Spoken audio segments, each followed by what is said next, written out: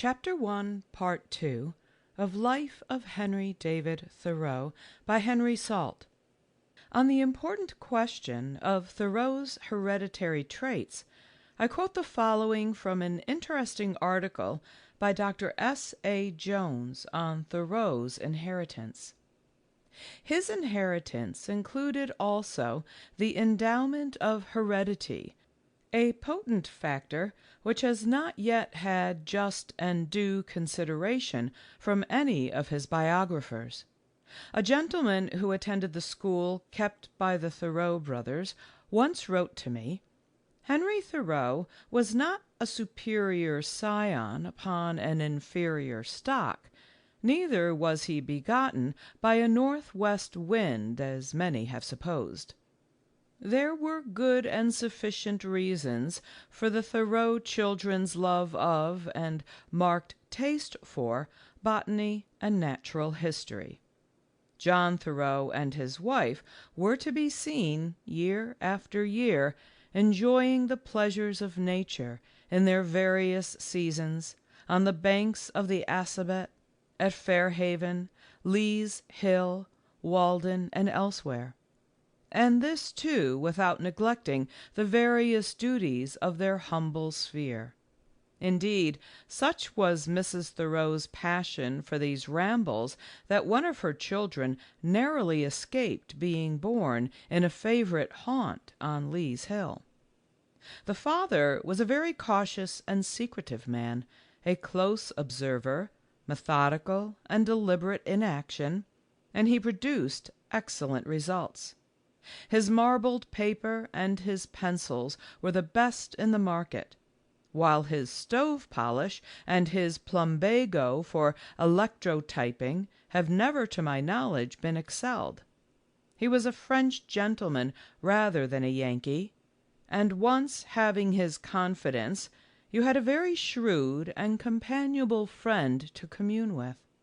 Then, when there were no unauthorized listeners about, the otherwise quiet man, who had such a faculty for minding his own business, would sit with you by the stove in his little shop and chat most delightfully.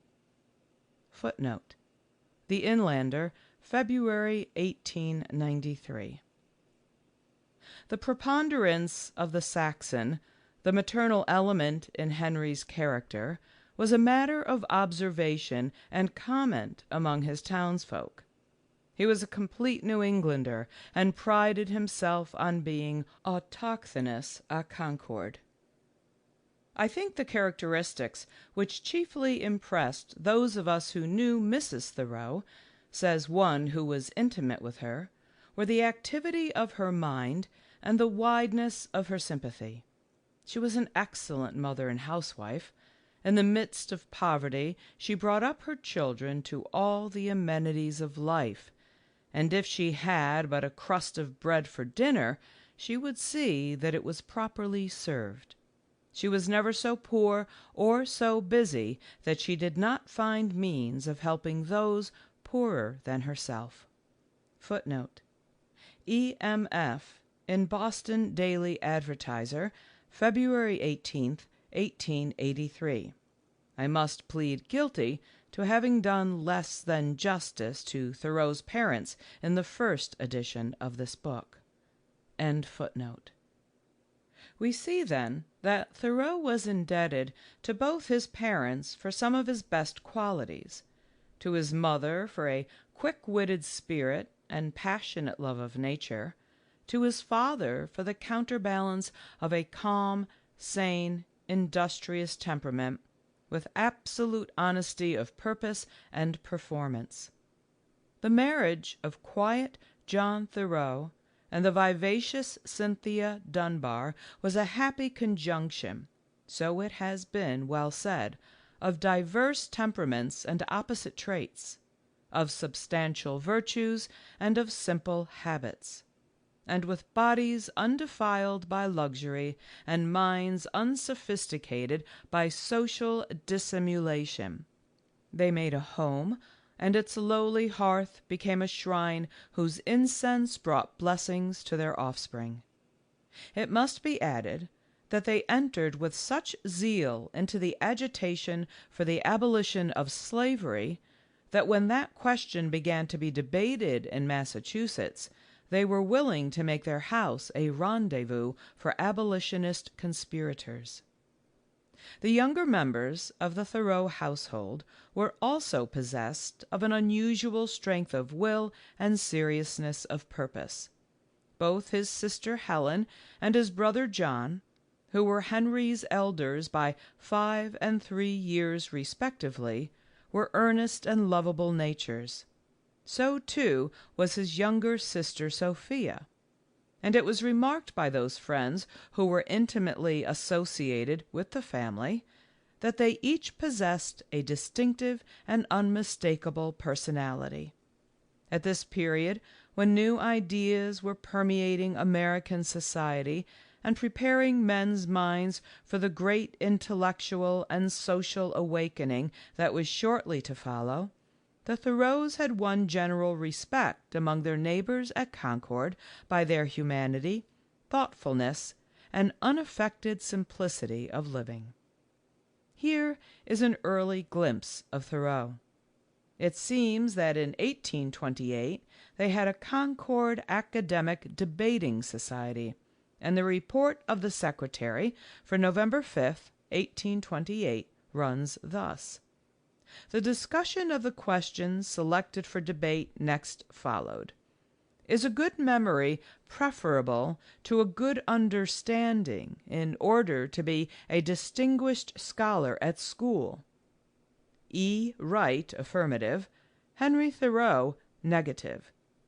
The affirmative disputant, through negligence, had prepared nothing for debate, and the negative not much more.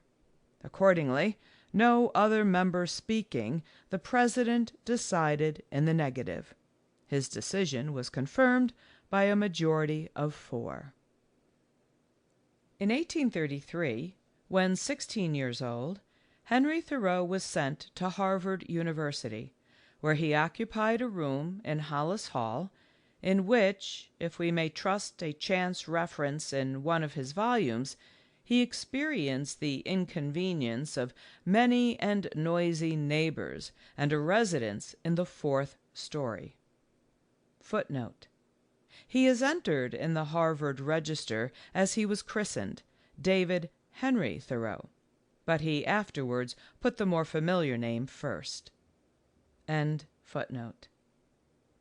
He had been prepared for college at the Concord Academy, an excellent school famous for its successful teaching of Greek, where he had already exhibited a strong liking for the classics, though his reading was not confined to the prescribed course, but began to embrace a considerable extent of English literature. His expenses at Harvard were a serious matter in a family whose means were very limited. The difficulty, however, was surmounted partly by his own carefulness and economy, partly by the help of his aunts and his elder sister, herself a schoolteacher at this time. During the college vacations he took pupils or assisted in school teaching in several country towns, one of those engagements being at Canton, near Boston, where in 1835, his sophomore year, he boarded and studied German with a minister named Brownson, at the same time teaching in the district school. Meantime, his interests at Harvard were being promoted by his future friend, R. W. Emerson, who in 1834 had gone to live at Concord, where his forefathers had held the ministry for generations. Emerson presumably was informed by Dr. Ripley, with whom he was staying, of the promise shown by Thoreau, and it seems to have been due to his good offices that the young man received some small pecuniary assistance from the beneficiary funds of the college. We are fortunate in having a graphic account of Thoreau's personal appearance and mode of life at Harvard from the pen of one of his classmates. Footnote: Reverend John Weiss, Christian Examiner, Boston, July 1865. End footnote. It seems that he passed for nothing among his companions, taking little share in their studies and amusements, shunning their oyster suppers and wine parties, and mysteriously disappearing from the scene when, as occasionally happened, the course of college discipline was temporarily interrupted by a rebellion. He was cold and unimpressible. The touch of his hand was moist and indifferent, as if he had taken up something when he saw your hand coming and caught your grasp upon it. How the prominent gray-blue eyes seemed to rove down the path just in advance of his feet, as his grave Indian stride carried him down to University Hall. He did not care for people. His classmates seemed very remote. This reverie hung always about him, and not so loosely as the odd garments which the pious household care furnished. Thought had not yet awakened his countenance. It was serene, but rather dull, rather plodding. His lips were not yet firm. There was almost a look of smug satisfaction lurking round their corners. It is plain now that he was preparing to hold his future views with great setness and personal appreciation of their importance.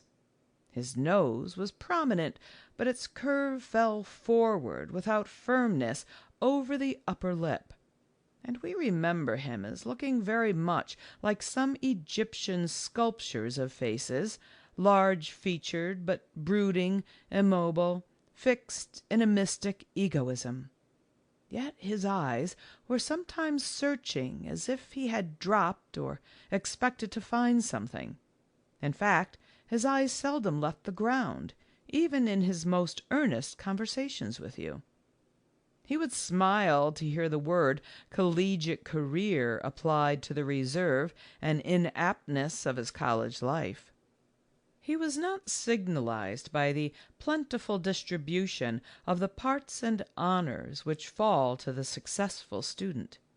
Of his private tastes there is little of consequence to recall, except that he was devoted to the old English literature and had a good many volumes of the poetry from Gower and Chaucer down through the era of Elizabeth. In this line he worked with a quiet enthusiasm. These traits of aloofness and self-seclusion are attributed by his classmate not to any conceit or superciliousness, still less to shyness, but to a sort of homely complacency, which, though quite natural and inevitable, had the effect of putting him out of sympathy with his surroundings at Harvard.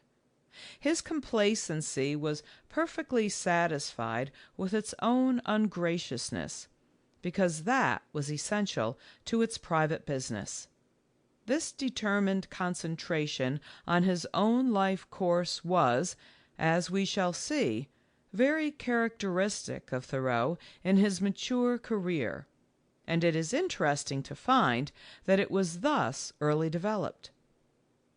In college, Thoreau had made no great impression, says another of his contemporaries. He was far from being distinguished as a scholar, was not known to have any literary tastes, was never a contributor to the college periodical Harvardania.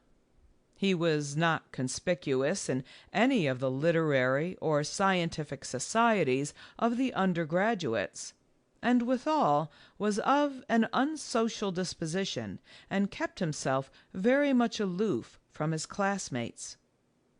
Footnote: The Reverend D. G. Haskins, in his Ralph Waldo Emerson, Boston, 1887. End footnote. At the time we graduated, I doubt whether any of his acquaintances regarded him as giving promise of future distinction. Against this, however, must be set what the historian of Thoreau's college class wrote in 1887, that notwithstanding what he himself says of his entrance to the college, and the impression that one gets from some of his biographers that he was rather under the ban of the authorities, Thoreau maintained a very fair rank in his class, and at graduation took part in a conference on the commercial spirit of modern times. Footnote: Memorials of the Class of 1837 by Henry Williams, Boston, 1887. End footnote. This was somewhat of an honor, and there is no reason to suppose that Thoreau had any part in the rebellions and other irregularities of the students, as has sometimes been suggested. We can well believe, however, that his strong individualist tendencies had even now begun to manifest themselves. Indeed, it is apparent from his youthful themes that he was already a fearless thinker and questioner on various matters, social and religious, a quality which would not be likely to conciliate the good opinion of the college authorities. His integrity, however, and high moral principle were clearly recognized, and from the first he seems to have practiced a simple and abstemious mode of living. He had been so wisely nourished at the collegiate fount, says Channing, as to come forth undissipated, not digging his grave in tobacco and coffee, those two perfect causes of paralysis. Thoreau has himself stated that he never smoked anything more noxious than dried lily stems, from which indulgence he had a faint recollection of deriving pleasure before he was a man. It has been said that Thoreau's debt to his college was important, but this is a statement which it will be prudent to accept with some reservation. It is true that although not successful in the ordinary sense of the word, he had become a good classical scholar, and had derived intellectual benefit from the teaching of at least one of the lecturers, Professor Channing, whose nephew, Ellery Channing, afterwards became his most intimate friend. He himself says, in a letter of 1843, that what he learned in college was chiefly to express himself, and this, in his case, was certainly no unimportant gift. But on the whole, we shall probably be safe in concluding that the advantages which Thoreau obtained from his college career were mainly of the indirect kind, and that he profited far less by the actual instruction there given him than by the opportunities afforded for wide reading and self-culture. Meanwhile, his love of outdoor life and open-air pursuits had in no wise diminished during his residence at Harvard. On the contrary, he was as diligent a student of natural history as of rhetoric or mathematics, and felt as much veneration for Indian relics as for Greek classics. More so, if we are to believe what he wrote subsequently in a letter to the class secretary. Though bodily I have been a member of Harvard University, heart and soul I have been far away among the scenes of my boyhood. Those hours that should have been devoted to study have been spent in scouring the woods and exploring the lakes and streams of my native village. Immured within the dark but classic walls of a Stoughton or a Hollis, my spirit yearned for the sympathy of my old and almost forgotten friend, Nature. It is stated that his first experiment in camping out took place during his senior year at college, when he made an excursion of this sort to Lincoln Pond, a few miles from Walden. On this occasion his companion was Stearns Wheeler, one of his schoolmates both at Concord and Harvard, whose early death in 1843 is lamented in one of his letters. but undoubtedly it was in his conception of ethical principles, together with a kind of mystic nature worship, that he had made the greatest progress towards maturity of thought. We are told that he resolved at an early period of his life, probably during his college career, to read no book, take no walk, undertake no enterprise, but such as he could endure to give an account of to himself, and live thus deliberately for the most part. When only 17, he had become convinced of the utility of keeping a private journal or record of thoughts, feelings, studies, and daily experience, with a view to settling accounts with one's mind, an introspective tendency which grew stronger and stronger with increasing years. Already, too, his intense ideality of temperament was clearly developing itself. While still a boy, he had written that the principle which prompts us to pay an involuntary homage to the infinite, the incomprehensible, the sublime, forms the very basis of our religion. It was his delight, as he tells us, to monopolize a little Gothic window overlooking the garden at the back of his father's house, which stood on the main street of Concord village, and there, especially on Sunday afternoons, to muse in undisturbed reverie. Often in the early dawn he would stroll with his brother John, to whom he was devotedly attached, to the cliffs, a rocky ridge which overhangs the river Concord, and there watch the sunrise over the expanse of Fairhaven Bay. His devotion to Concord was already a fixed and unalterable sentiment, which sometimes showed him in a softer and more emotional mood than was usual to his self-repressed nature.